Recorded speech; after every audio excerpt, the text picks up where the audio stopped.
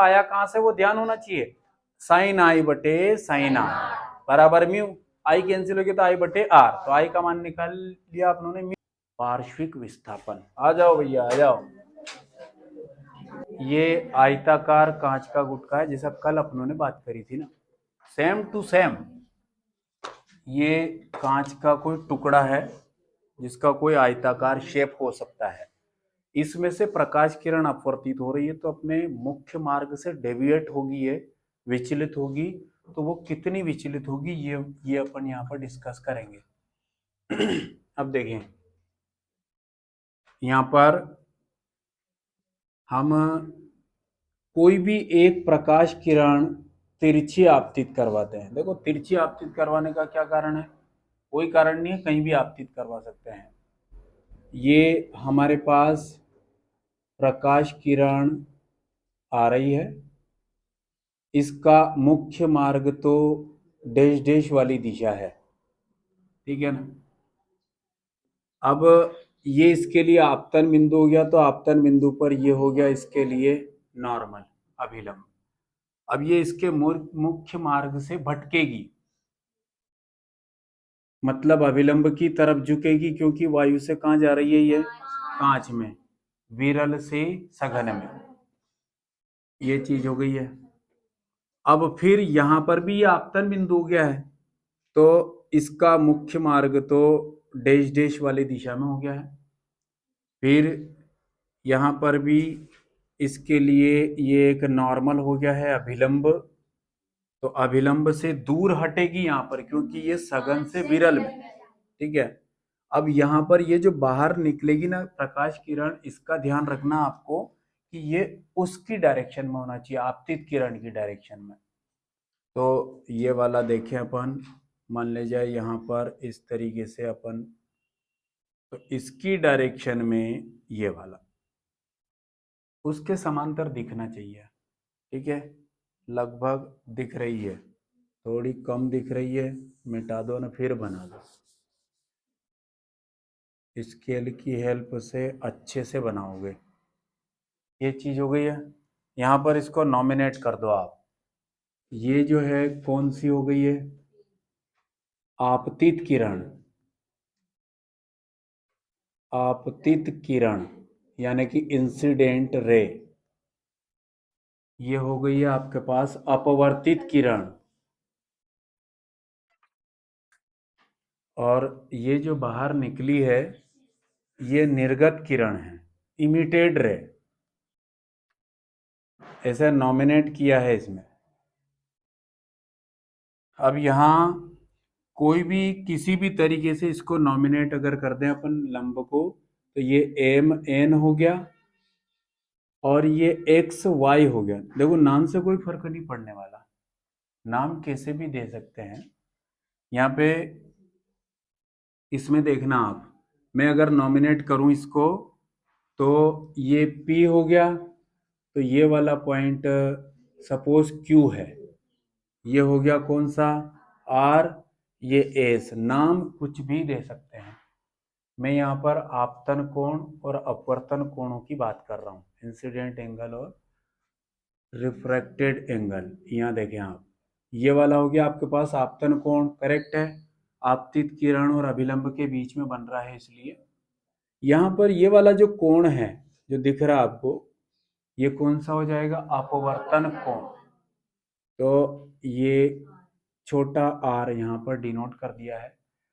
अब ये M N और ये एक्स वाई लंब दोनों एक दूसरे के समांतर है, इसको बढ़ा दो इसको ऊपर बढ़ा दो, समांतर है, इनको तिर्यकछेदी रेखा जो है क्यू आर काट रही है, इसलिए ये आर है, तो यही अपवर्तन कोण आगे वाले के लिए आपतन कोण का काम करेगा, ठीक है ना।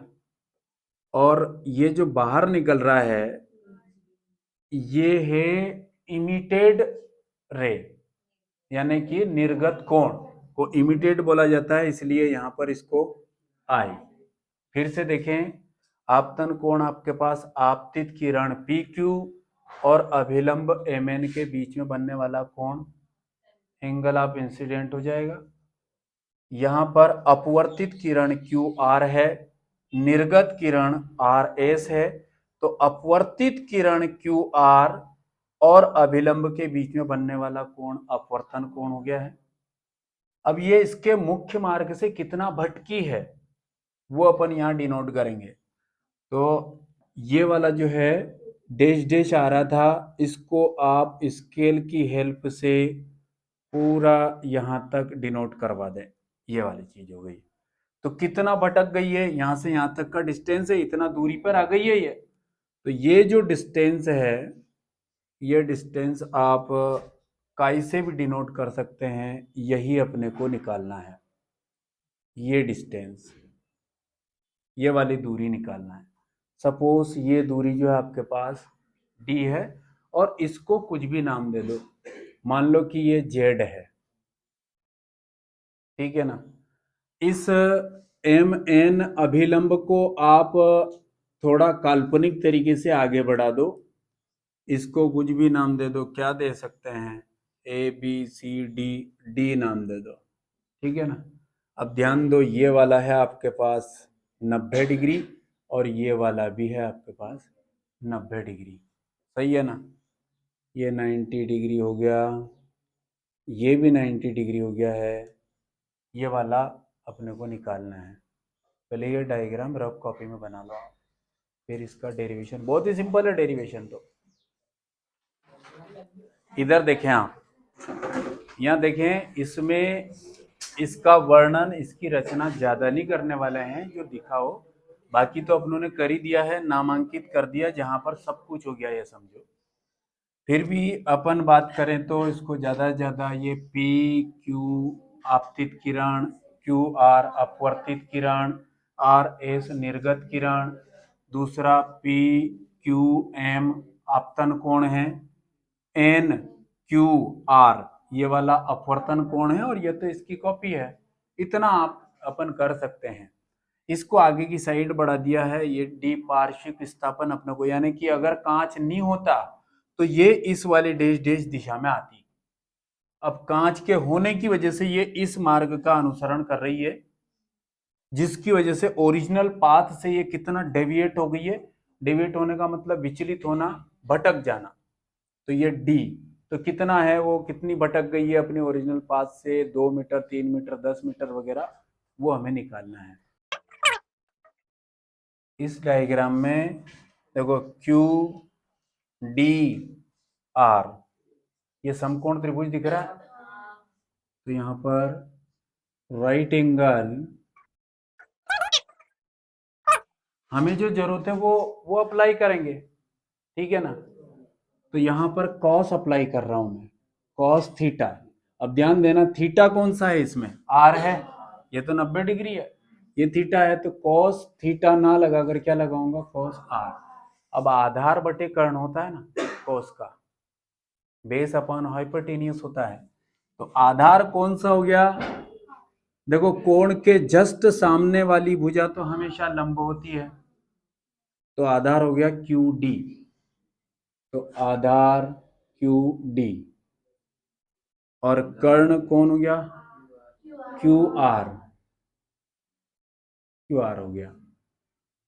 अब यहां पे इस क्यू आर को उधर ले जाओ और इस क्यू डी के अपॉन में किसको लेकर आओ, कॉस आर को।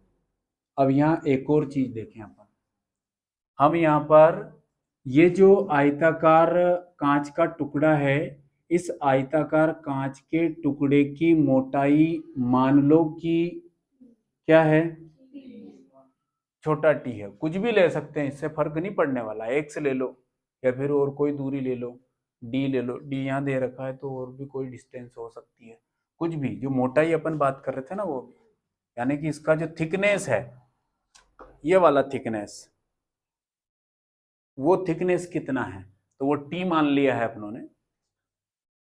अब यहां पर इतनी मोटाई यानी कि क्यू डी के बराबर है ये, तो क्यू डी के स्थान पर क्या लिख देंगे अपन, टी लिख देंगे। यहां पर देखें, हाँ, चूंकि ये जो क्यू डी है वो स्मॉल टी है, और यहां क्या लिखेंगे, कांच की मोटाई, थिकनेस, तो ये ऊपर अप्लाई करेंगे ना आप, क्या मिलने वाला है अपने को, क्यू आर तो यहीं पर है और छोटा टी के बटे में कॉस आर हो गया। यहां तक कोई समस्या? ठीक है ना, कुछ भी नहीं किया। क्यू डी आर एक समकोण त्रिभुज राइट एंगल अप्लाई किया है जिसमें कॉस थीटा निकाला आप लोगों ने, इसके अलावा कुछ नहीं किया है। अब देखें आप यहां पर एक और चीज, अब एक और राइट एंगल की बात कर रहे हैं अपन, क्यू जेड आर, ठीक है, क्यू जेड और आर, इसमें आप साइन थीटा अप्लाई, जो जरूरत है वो अप्लाई कर रहे हैं। तो साइन थीटा, अब थीटा कहां से लाए हैं देखो आप, ये जो अपने पास वैल्यू है, यहां मैं जो कोण की बात कर रहा हूं उसे ध्यान देना आप, ये वाले कोण की बात कर रहा हूं, समझ रहे ना। तो ये वाला कोण आई माइनस आर होगा, वो कैसे देखो आप, यहां पर पी जेड एक लाइन दिख रही है आपको, पी से जेड, इसे कौन प्रतिच्छेद कर रही है, ठीक है। तो ये आई जो है ये कितना होगा वो ध्यान दें आप, ये वाला जो आई है इसके बराबर होगा कि नहीं, और दो लाइनें अगर ऐसे प्रतिच्छेद करे तो ये कोण आपस में बराबर होते हैं कि नहीं, ठीक है। तो ऐसा यहां पर भी हमारे पास कि ये एक लाइन इसको प्रतिच्छेद कर रही है, तो ये जो आई है इस, मतलब ये वाला आई उस आई के बराबर होगा, करेक्ट है। तो अब ध्यान दें हमें निकालना है ये वाला, तो पूरा है आई, इस पूरे आई में से अगर इतना कोण घटा देते हो आप तो ये बचता है, तो पूरा है आई, इसमें से इतना घटा रहे हो मतलब ये है आर, तो यहां मैं लिख रहा हूं आई माइनस में आर, ये वाली चीज समझ में आना चाहिए, नहीं तो इधर देखो मैं यहां पर एक न्यूमेरिकल के माध्यम से समझाऊं इसको, ये इसे मान लीजिए इधर आपके पास एक ही टुकड़ा है पर इधर एक टुकड़ा और हो गया है, अब इधर कितना है आपके पास पूरा, मान लो कि 50 डिग्री सेल्सियस, मतलब 50 डिग्री, 50 का एंगल है यहाँ पे, तो ये पूरा भी 50 का ही होगा ना, करेक्ट है कि नहीं। अब फिर आपको बोल दिया है कि यहाँ पे ये जो कोण है ये 20 डिग्री का है, ये 20 है मान लीजिए, तो ये कितने का है, कैसे मालूम पड़ा, पूरे में से 20 घटाया कि नहीं आपने, तो पूरा क्या था आपके पास आई, और वो 20 क्या है, तो आई माइनस आर हो गया है, ये वाली चीज। तो अब साइन के लिए थीटा आएगा आई माइनस में आर, अब देखो साइन थीटा यानी कि आई माइनस में आर हो गया बराबर लंब बटे कर्ण होता है, परपेंडिकुलर बाय हाइपोटेनियस, तो लंब कौन सा, इस कोण के सामने वाला आर जेड लंब हो गया, तो लंब बटे कर्ण, लंब हो गया आर जेड, देखो आर जेड, और कर्ण हो गया क्यू आर, तो ये हो गया क्यू आर। फिर इसको थोड़ा सा आगे बढ़ाएं अपन, तो ये साइन आई माइनस में कौन है आर, बराबर में देखना आर जेड जो है ये डी डिस्टेंस है, यही अपने को निकालना भी है, तो ये डी हो गया, और क्यू आर उसके स्थान पर है, तो इसको थोड़ा सा मैं एडजस्ट करके लिखूं, एक लाइन मिस कर सकते हैं, कब तक लिखेंगे अपन, देखना क्यू आर को वहां लेकर गया, सही है क्या, तो यहाँ पर आर जेड की, आर जेड क्या हो जाएगा डी, डी के बटे में आएगा कौन, साइन आई माइनस में आर, मैंने थोड़ा सा एक स्टेप मिस करी है वो आप भी समझे, ये वाला जो है इक्वेशन नंबर सेकंड हो गई है। अब पहली और दूसरी वाली जो है ना क्यू आर एक पक्ष बराबर है, तो दोनों को कंपेयर कर देंगे अपन, तो अपना काम हो जाएगा।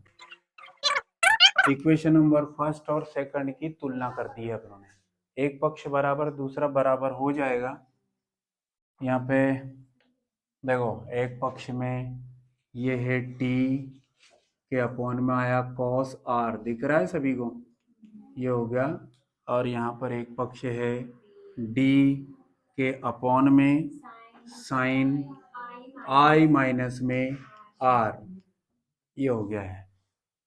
अब यहाँ एक कंडीशन लिखेंगे, अभी तो फिलहाल अपने पास ये आयताकार टुकड़ा इतना बड़ा है। अब क्या है, इसके 10 टुकड़े कर लो, 10 मत करो, इसके 1000 कर लो। आयताकार भाग में, ये आयताकार है तो आयताकार भाग में ही कितने 1000 टुकड़े कर लिए, तो कितना बिल्कुल छोटा हो जाएगा कि नहीं? तो उस सिचुएशन में जब ये बहुत छोटा हो जाए तो उस कंडीशन में ये जो एंगल है, मतलब ये सारे के सारे ही एंगल, सभी कोण बहुत छोटे हो जाएंगे। कोई 1 डिग्री का है, कोई आधे डिग्री का है, कोई 1/4 डिग्री का है, उस तरीके से। और ये जो आर वाला है, ये आर वाला भी बहुत मिनिमम हो जाएगा।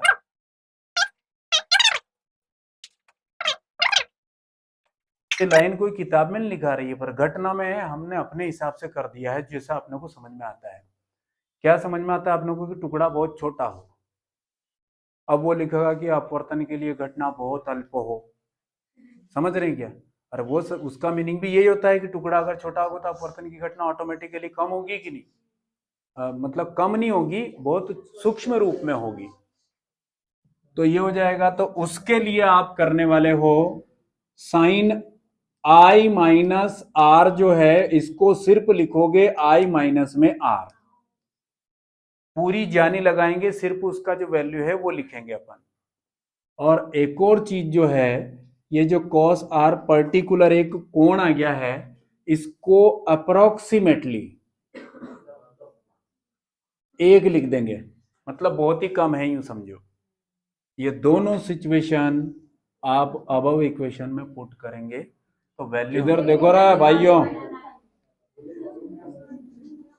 टी तो यहीं पर है, अपॉन में 1 आया, और ये तो लिखा था आपने, यहाँ पर टी के अपॉन में ओनली आई माइनस में आया आर।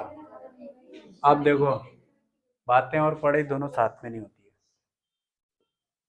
है। यहां से डी का वैल्यू अगर निकालू मैं, तो ये टी और आई माइनस में आर, वो जो अभी जो अब लिखा था ना, वो कर सकते हैं, वो गलत नहीं है।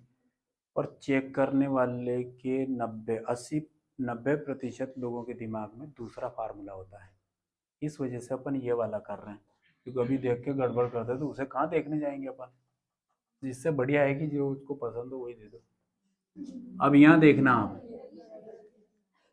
देखो डी यहीं पर है, टी यहीं पर है, आई को कॉमन निकाल लो, तो जो मैं लिख रहा हूं उसको ध्यान दो, 1 माइनस आर अपॉन में आई, सही है क्या?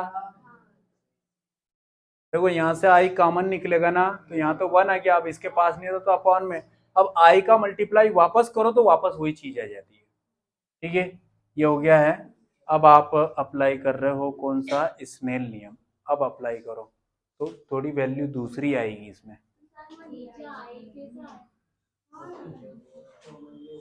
चलो समझाता हूं। ये इसके बाद देखना आप, ये डी यहीं पर है, टी यहीं पर है।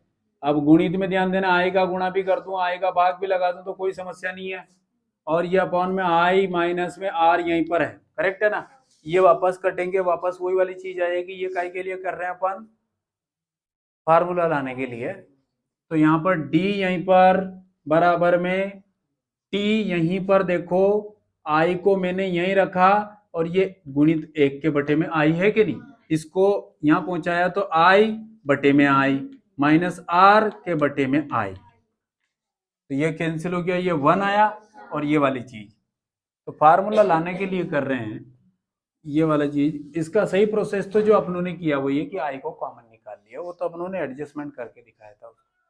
देखें ऐसे समझ में नहीं आता उसको वैसे उस तरीके से कर लो यहाँ पे। परंतु स्नेल नियम से, स्नेल नियम से, अब स्नेल नियम से क्या मिलता है? आई बराबर म्यू आर। अब ये शॉर्ट आउट करके फार्मूला आया कहां से, वो ध्यान होना चाहिए। साइन आई बटे साइन आर बराबर म्यू, आई कैंसिल हो गया तो आई बटे आर, तो आई का मान निकाल लिया अपनों म्यू आर।